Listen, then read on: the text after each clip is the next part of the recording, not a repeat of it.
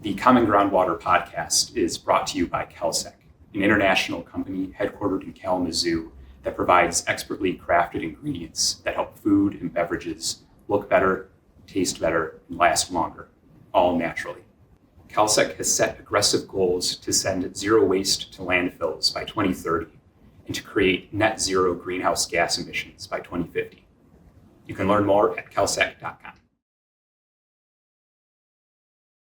Hey folks, welcome to a special live edition of Common Groundwater, a podcast by the Michigan Environmental Council. I'm your host, Beau Brockett, and joining me today is not just one guest as usual, but three, my coworkers, Megan Tinsley, Gavin, and Samantha Pickering. Welcome everyone. And welcome to all those who are joining us live. We have reporters on, we have some folks from environmental nonprofits, from state and local government, and who are people who are just concerned citizens. So thank you all as well for taking some time out of your days, out of your lunch hours to join us for this special live edition. The reason why we're having a live edition is because there's a bit of a critical, urgent concern that's being felt across the state of Michigan, particularly at the Capitol. Michigan has entered its lame duck session. The lame duck session is something Michigan experiences every 2 years or so. It's the time between an election and when the folks who win their elections are sworn into office. So usually the November-December period every 2 years or so. These times are usually marked by either a lot of legislating or just a little bit of legislating. But this particular lame duck session has been of, I would say, both special importance and a special concern around environmental issues. And so Samantha, Ross, Megan, the four of us are here today to talk about that significance and what it might mean for folks and what folks can do about it. So before we get into the thick of things, would the three of you first mind just introducing yourselves briefly to our audience members? Megan, why don't we kick it off with you? Sure. Thanks, Beau. Thanks for hosting. I'm Megan Tinsley, Water Policy Director for Michigan Environmental Council. I work on mostly non-point source pollution issues here, so things like leaking septics, agricultural pollution, things that are across the landscape, not coming from a centralized pipe. Thanks, Megan. Ross, how about you next? Great. Thanks a lot, Beau. My name is Gavin. I'm MEC's Policy Director for Urban Land Use, Water Infrastructure, and Transportation. Thank you. And then Sam. Hey everyone, thanks for joining. I'm Samantha Pickering. I am the Public and Environmental Health Policy Coordinator at MEC, and I work on like lead poisoning, water quality, drinking water quality, a whole slew of different pollutants that impact our physical health. Great, thank you. And I got to give a special shout out to both Samantha and Ross, first time podcast guests. I spent a little bit of time setting up what the lame duck session is and talked a little bit about why this one is of particular importance. But Ross, Megan, Sam, anything to add on there? Why are we talking about this particular lame duck session for this podcast episode? I think this particular lame duck, given that the Democrats had the trifecta, the governor, the legislative branches, the Senate and the House for the first time in 40 years, we're hoping to get a lot of environmental priorities across the finish line. And this one has also been a bit frustrating as well for various reasons. Could you, the three of you, explain a little bit as to why those frustrations have popped up and what they are? Yeah, I can jump in on that one, Beau. I think that with such tight margins in both the House and the Senate, you're seeing kind of a diverse set of viewpoints about what priorities should be, and kind of the tight abbreviated timeline. All these things can maybe not always conducive to quick change, and so I think that we're seeing some issues in lame duck try to come up fast, some that we're working on, maybe not moving as quickly. So I think having those tight margins along with the condensed timeline really make it a little bit tougher. Yeah. As you mentioned, we just have like a few days of legislating left to do, or our legislators just have a few days left of legislating to do. And when you have a slim margin, it makes passing legislation tough. And when one chamber, the Michigan House, is going to flip from one political party in charge to another, that makes legislating even tougher. And I think complicating all these matters is that we have a lot of great environmental legislation out there right now, and along with a lot of other pieces of legislation that other sorts of sectors and issue advocates are working on as well. We have you three on the call because it seems to me like the issues that you are working on are maybe perhaps kind of top line items for at least the folks at the Michigan Environmental Council and from a lot of our allies, and that is water, that is transit, and that is pollution, particularly plastic pollution. And so I figured I'd bring you three on today to talk about each of those three issues. Not only are the stuff that's being considered in the legislature, is the stuff considered being in the legislature, very critical, obviously, for our environment, but there's also a lot of urgency around them to get them done by the end of December, too. So I figured for this episode, we take it issue by issue. And Megan, since you've been on the podcast before, I figured we'd start out with you. For folks who have tuned in before, we've actually kind of talked about one of the big ticket items for the environmental movement. And that is the Part 31 sort of legislation that's being considered.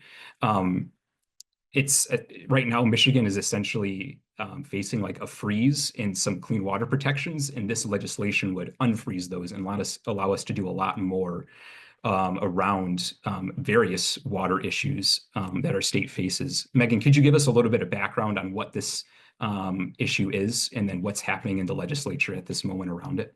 Sure. Yes. And I'll sort of kick it off by saying, in sort of ranking like where we are at this point in lame duck and what our priorities are, we're also looking at sort of where things are, where like how much through the process have they moved through at this point. So both the issues I'll talk about today have had a substantial amount of work behind them, and one more than the other is kind of pretty well moving along through the process. So it's there positioned to, make it across the finish line if we can get it there. And then I'll also say from just a water perspective, and I'm biased because that's what I've worked on, but I will say, we saw some great things come through the legislature so far, particularly as it relates to climate. We have not seen this legislature act in the same way as it relates to water. We're the Great Lakes state, and we're falling behind in a number of areas. And so that's one of the reasons that we're really prioritizing some of these water issues. So speaking of falling behind, long time ago, almost 2 decades ago, there was a deal struck between the Republican legislature at the time, a Democratic governor, where the Department of Environment, Energy, and Great Lakes needed to raise fees for one of their pollution programs. The Republican legislature didn't want to grant that ability, so a deal was struck and took away Eagle's rulemaking authority under Part 31 of the Natural Resource and Environmental Protection Act, which we call NREPA for short. So it's like the guidebook of how Michigan protects its environment, and most of the surface and groundwater protection that we have in the state falls under Part 31. So when that deal was struck, there was language added to that part of NREPA that said Eagle could no longer promulgate rules under this section past December 31st, 2006. So what's happened is when it comes to a lot of the things that we need to do to protect water in the state, Michigan is sort of just frozen in time. So there are a number of things that Eagle cannot do in order to keep up with federal standards, to keep up with updated science. They simply cannot do these things because this rule prohibition is in place. And this piece of legislation, House Bill 5205, Senate Bill 663, just simply strikes that language that they cannot promulgate any new rules, and then would open Eagle to be able to do, what they're actually charged with doing, which is protecting the waters of the state. So a few examples of why this matters to us at the Environmental Council. For one, they're not able to add to the list of what's considered a bioaccumulative chemical of concern. So these are things that build up in animal tissues. We know two, good examples are PCBs and mercury. As knowledge is gained and science changes a lot in 20 years, there are chemicals that should be added to that list, but are unable to do so because of this rule prohibition. So there's actually places too that control sort of the way chemicals that are corrosive, flammable, caustic, human health threats are stored in a certain way that require like surveillance to keep the public safe. If there's a spill, there has to be ample notification and, all of these different requirements. And knowing, that Michigan has such a complicated history with PFAS, and we've done more work than any other state in detecting PFAS, locating problem areas, putting funding into research into that area, yet Eagle is unable to add any sort of compound or liquid containing PFAS or PFOA to the list that would require that surveillance and like storage requirements. They can't do it. So there's things like this that are just lingering out there that are public health threats, certainly threats to the environment. And this is a very straightforward fix that we just have to get through the process. Yeah, it really is a both fascinating and frustrating look at Michigan's government. How, at least from my perspective, before I learned about Part 31, like how all of these sorts of chemicals that I assume the state was able to like fully act on, things like PFAS, sorts of like technical upgrades that I'd expect them to make aren't actually happening. And it's just because of a few simple words preventing them from updating certain parts of our law. It's really fascinating and frustrating. And for folks in the audience, I feel like this is maybe a good point to let you know that if you're attending live, we'll be soon sending out a webpage dedicated just to lame duck issues, and Part 31 is going to be part of it. So if you want to learn more or have opportunities to take action, you can just click that link once we send it your way, and you'll have it at your disposal. And then to folks tuning into the recorded version, we'll have that, you'll see that link right in the description where you can learn more about our issues and have some opportunities to act. Megan, one last bit I'd like to touch on with Part 31. You had kind of mentioned this to me a little while back, but there's also some federal quiveriness, shall we say, maybe euphemistically, around how water protections will like last, or what they'll look like in these next 4 years. Like the Trump administration during its first term in office stripped back a lot of water laws. And that could be a similar sort of scenario these next 4 years. And Part 31 can offer a safeguard for Michigan to those sorts of strip backs.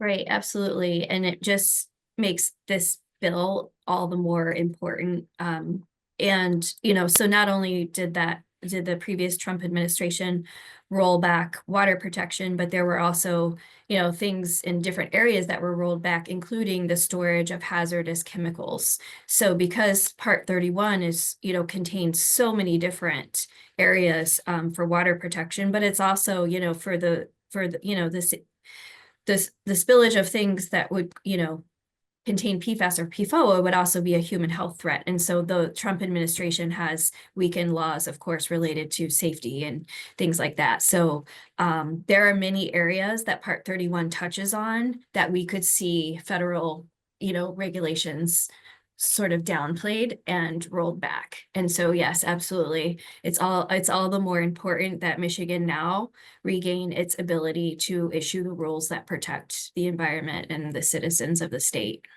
Yeah. And not only does Michigan need to regain some of those past protections that have long been in place, they need to put in some protections that have never been in place. Megan, the other big issue we're talking about from a water angle is like a way to make sure that our septic systems aren't leaking into our properties and into like our greater watersheds and waterways. Those are rules that have never been put in place in Michigan, and it's been an ongoing issue for decades. Could you talk a little bit about that and where that legislation stands? Sure. So we do have a package of 2 bills that would create finally a statewide septic code in Michigan. So this is something that we currently lacked. The only state in the nation that doesn't have something on the books calling for those that utilize septics for their household waste to have any sort of inspections.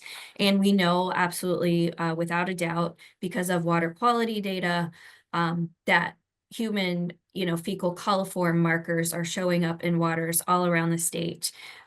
We have a statewide total maximum daily load for E. coli this is definitely happening now, and it's far past time for us to put something into place related to this.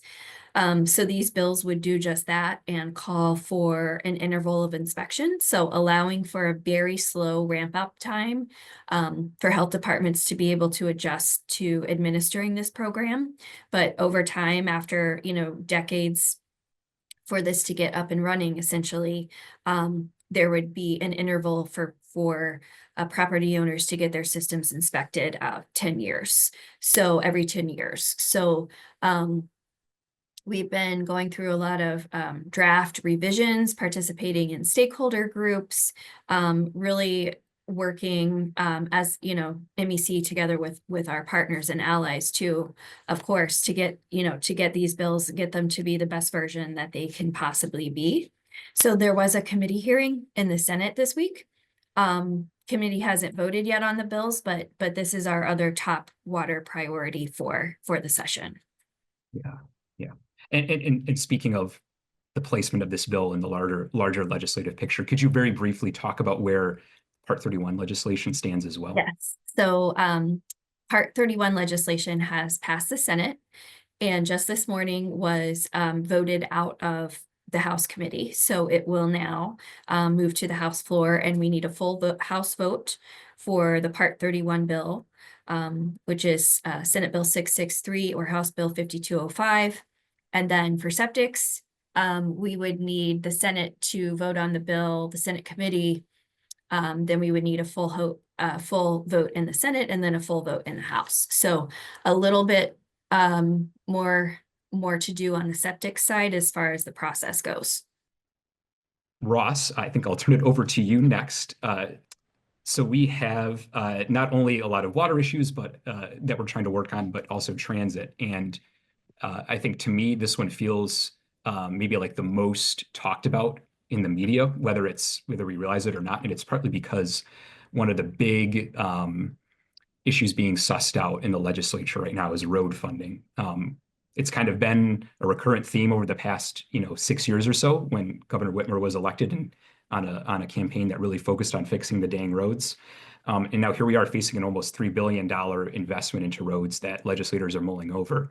However, there's been like a big push on not just the environmental advocacy side, but also on like the transportation side, on the recreational side to expand transit and bring transit more into the picture. Could you talk a little bit about this landscape that we're facing right now in terms of transit and what are some of the things that we're pushing for? Yeah, absolutely. Thanks a lot, Beau. And thanks again for having me. And of course, everyone that's listening in and joining. So just yesterday, we actually had an advocacy day here in Lansing and really felt like a great success kind of around transit and public transportation issues. We worked with the Michigan Public Transit Association, and a shout out to John, their ED over there, on an advocacy day that was well put together. I think one of the best parts about that day specifically yesterday was kind of the cross section of advocates that really participated. So we had transit agency directors, all the way from Metro Detroit, from Sanilac County, from Roscommon County, among others. We had environmental folks like our organization that were there to talk about the necessity of public transit and fighting our climate goals.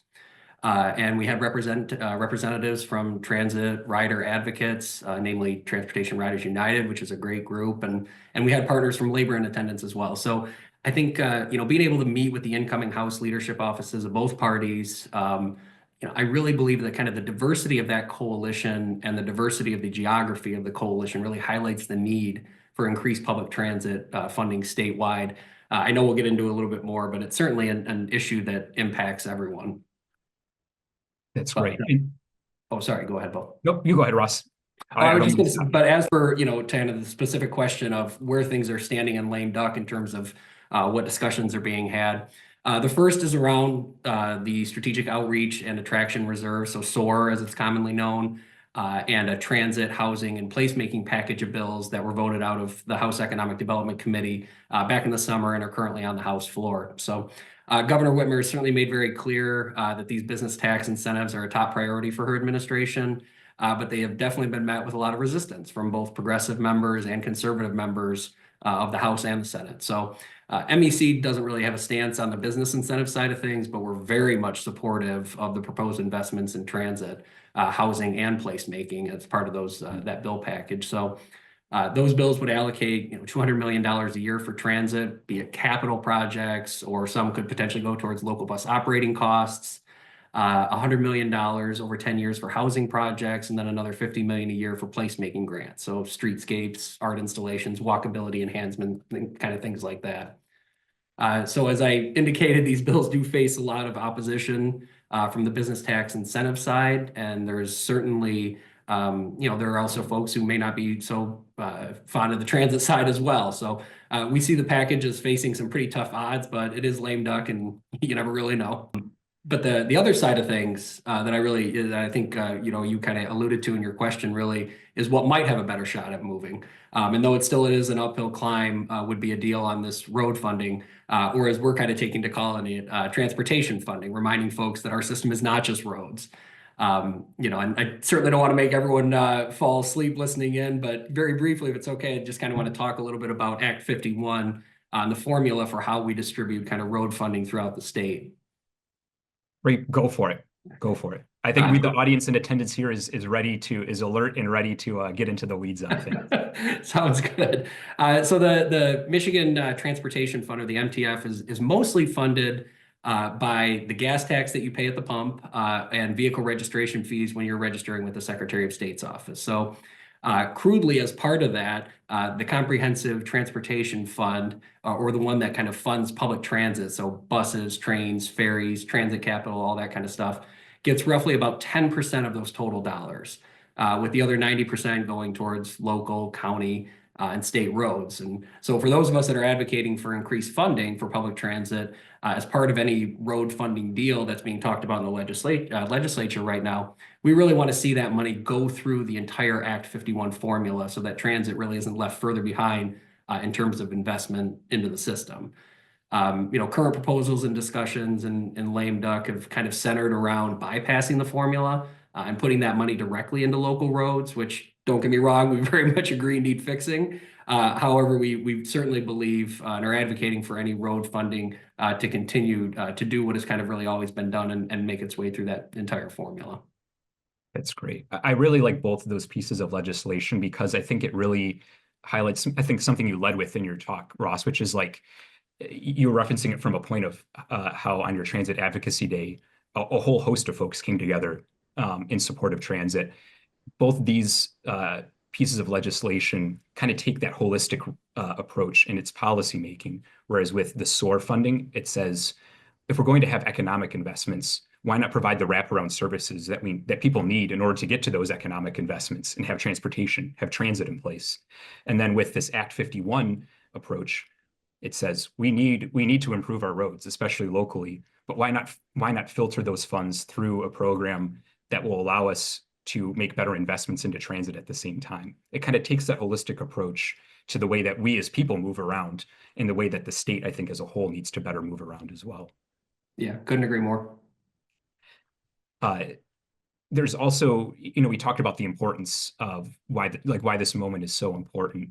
And I think transit offers an especially unique perspective on that importance. There's been a lot of indicators that show that people want this. People want expanded transit. Could you talk a little bit about the moment at hand and why it's so important we get stuff done now and in the near future? Yeah, absolutely. What's that great quote about trees? The best time to plant a tree was 20 years ago, and second best time is today. So it's certainly that way with public transit funding as well. Michigan is really at a population inflection point, for years and years, losing residents to other states. And public transit really is kind of a key element in keeping and attracting a dynamic workforce, many of whom don't own cars. I saw a poll recently that was done by the Urban Land Institute that 80% of young professionals ranked access to transit as very important when choosing a place to live. A lot of folks want to live, work, and play in an area that's walkable and has reliable public transit. And then, of course, on the other end of the spectrum, you've got many rural areas that are experiencing aging populations and shouldn't have to be forced to leave the places that they've lived for decades because they can't get to the grocery store or the doctor's office. So these concerns really kind of came up and made their way into the report from the governor's Growing Michigan Together Council. Like I said, young people and highly educated people in particular, they're flocking to these major metro areas that are anchored by these vibrant city centers. And so public transit is a key aspect of that. Michigan in a lot of ways has really failed to build a robust transit system that connects Michiganders accessibly. So I think now is the time for substantial investment in public transit, and not only from an economic development and talent retention standpoint, but no less important are our climate concerns. The transportation sector is a huge emitter of GHGs, and when we're able to move individuals by bus, by trains, by ferries, e-bikes, we're certainly able to help reduce that carbon footprint. Yeah, we put the world on wheels. Now let's provide some different types of wheels, some different types of transportation for the people within our state. Yeah. Thank you, Ross. Really appreciate those insights there. Samantha, thanks for your patience throughout this podcast. This is definitely a last but not least sort of situation. Along with water being a top line priority for us, along with transit, we also have pollution, particularly like microplastic pollution. It's been an emerging issue in terms of like our understanding around its health impacts, its spread. And now we have some legislation in the works that can help us address it. Could you talk a little bit about first maybe like what microplastics are, what they do, and then we can get into some of the legislating around it? Yeah, sure. Thank you. So you're correct. Microplastics are an emerging contaminant of concern, and the body of research around it is slowly growing. So as we learn more and more, we're starting to really understand what all of these negative consequences are from it being so pervasive in the environment. So plastic in general does not biodegrade. It doesn't like break down like a banana peel would. It breaks apart into smaller and smaller pieces that we refer to as microplastics and nanoplastics. And microplastics are about the size of a grain of rice, 5 millimeters, a little bit smaller. And nanoplastics are microscopic or even smaller. Like some pieces of plastic, we don't even have the technology yet to visualize or see or understand in any sense at the given moment. So there's primary microplastics, and then there are secondary microplastics. Primary microplastics are designed to be that small. So for example, we have pre-production nurdles is what we call them. So they're like these tiny little pellet balls of plastic that go to different manufacturing areas, and they are melted down all a uniform size. So they're melted and molded into the things we use every day. And then we also have secondary microplastics, which are generally speaking, like for example, we have single-use plastics that end up as litter in the environment, and over time and weathering and things of that nature, like UV rays from the sun, it breaks apart into smaller and smaller pieces. And a lot of times those pieces are very rough and jagged around the edge, which invites other pathogens, gives them an opportunity to latch onto that piece of plastic, which would eventually make it even more toxic once it starts to move through the system, specifically the food chain. And we need to think about different preventative measures we can work on in terms of trying to reduce the prevalence of it in our environment.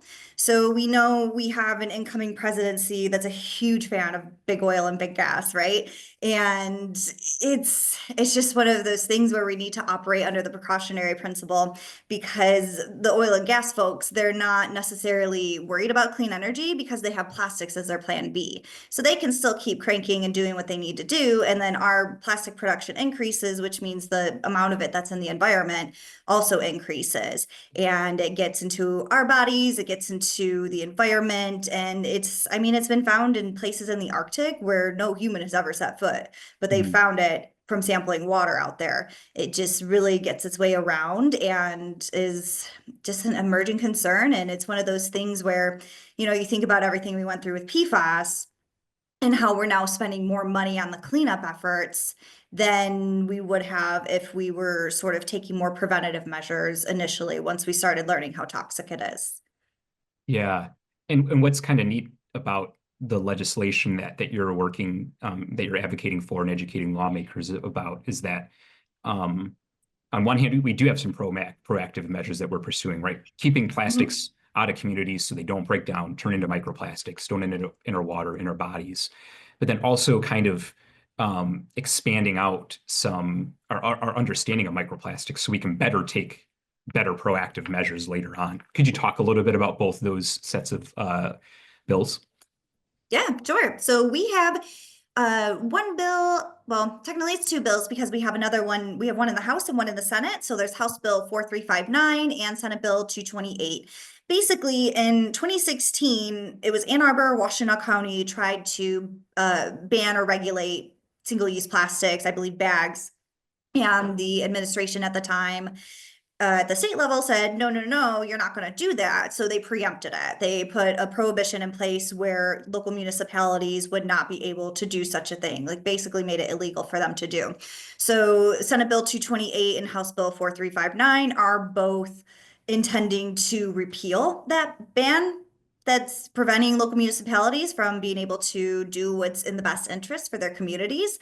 And that would ultimately help reduce the prevalence of some of these single-use plastics. So thinking about regulating plastic grocery bags in some capacity, like there's a lot of different variations and options we can go through doing those things that would help keep those things out of our physical environment. So if we have less in production and less that people are taking home with them and everything, we have less waste to manage in the first place, and ultimately less that ends up in the environment that could break down in those small pieces where we could ingest it, we could inhale it, things of that nature, and become exposed to it. And then, it's really good at penetrating into our organs and can cause a lot of different health issues over time. And then we also have two microplastics bills, House Bill 6163 and House Bill 6164.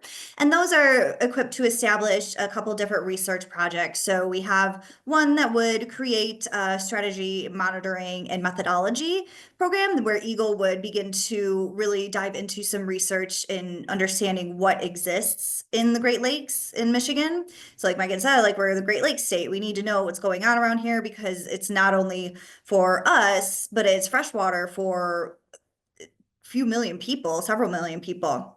So we need to get a good understanding as to what's in there. And then the other one is geared towards understanding what's in our municipal drinking water system. So seeing where we're at, sort of establishing these foundations and these baselines and being able to take that research and use it moving forward to establish any necessary policy measures or, setting up some best practices. And yeah, because we have a lot of water to protect. Yeah, yeah. And I'm going to make a claim, correct me if I'm wrong, Sam. And there's a bit of setup to it, but just today, I got a press release from, I believe it was the governor's office. And within it, they kind of proclaimed that like Michigan has some of the toughest in the nation, like lead protection laws in place. And something similar has also happened too, I would say, with PFAS, although maybe to a lesser extent. We're still working on that very much. But both that press release reminded me just how grounded in bipartisanship lead poisoning prevention has been, how bipartisan PFAS has seemed to have leaned at times.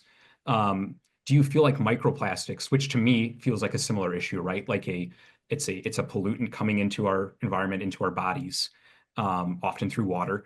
Do you feel like there is bipartisan potential here? Do we feel like there's good chances of this legislation moving now or in the near future? Could you kind of give a lay of the land? Yeah, I keep going back and forth on this. Most of the time I feel pretty 50-50 about it. So this is a brand new thing for Michigan. Like we've never had microplastics legislation before, but we were actually able to last year put in place $2 million into Eagle's budget for microplastics specifically. And they've recently hired on a gentleman who's focusing solely on microplastics and PFAS. So we're already seeing those alignments there between the chemicals. And not all PFAS are plastic, but some plastics have PFAS in them. So they are pretty correlated. And it's one of those things where we just have to keep getting the messaging out there to folks and help them understand. These two bills are not, they're not banning anything. They're just looking to gain some understanding and establish some research protocols for us as a state, and then learning how to work with other states regionally in the Great Lakes. So I'm hoping that this is going to be a pretty simple push through just to codify that into law, make sure it's happening, and we stay on top of it, and we're moving forward after those bills as well. So like that isn't there, once we complete these research projects, we're not done there. There are further steps to continue to understand how prevalent it is in the Great Lakes system and how, we can take steps that'll help mitigate it and reduce its prevalence as well. Yeah, gotcha. Well, for the sake of at least a decent storyline, or if not a good one, I'd like to maybe end our podcast today on kind of like a headier macro level note. We've talked a lot about legislation that just kind of feels a little 50-50 on its chances of passing. And that kind of makes it really imperative then that we as advocates, whether it's people like us who do it for a living or folks who are concerned citizens who will do it in their own gracious time, kind of take some action around these. When you think maybe collectively or maybe around your specific issues about ways that we can make good change happen here in the next few weeks, what are some of those ideas that come to mind? How can people take part? Call your legislator. Let them know what's important to you, what you want to see in lame docket. Never, never, never hurts. Call them, follow up with an email, let them know, yeah, we need more environmental protections because again, with this incoming federal administration, we could see some rollbacks in IRA funding or even some of that being taken back if it's not spent already, and just overall loosening of the protections that we've worked so hard to have. So just continuing to elevate that so we can keep ourselves as safe as possible in Michigan. Yeah, I think Sam hit the nail on the head. Really just reaching out to your legislators. I mean, we do a good job trying to make sure that legislators are aware of our issues and understand the ramifications of the decisions they're making. But it's not unlikely that they get tired of kind of hearing from folks like us, in kind of the formal advocacy space like this. So hearing from people in their districts is paramount and really helping to make sure that we push some of these issues in the right direction. Yeah. And to add on to that, I think what's especially unique about this lame duck session is that it seems like in our advocacy work, oftentimes the folks that we need to move are tough to reach, right? Like they're in districts where maybe not a lot of folks that we interact with are in. Whereas in this case, we need everyone involved. Like we need to let everyone know that these laws need to pass because we have such a slim majority. So I feel like it empowers a whole lot of people, regardless of where they live, regardless of how important their district is from like a political standpoint. It empowers them to take action.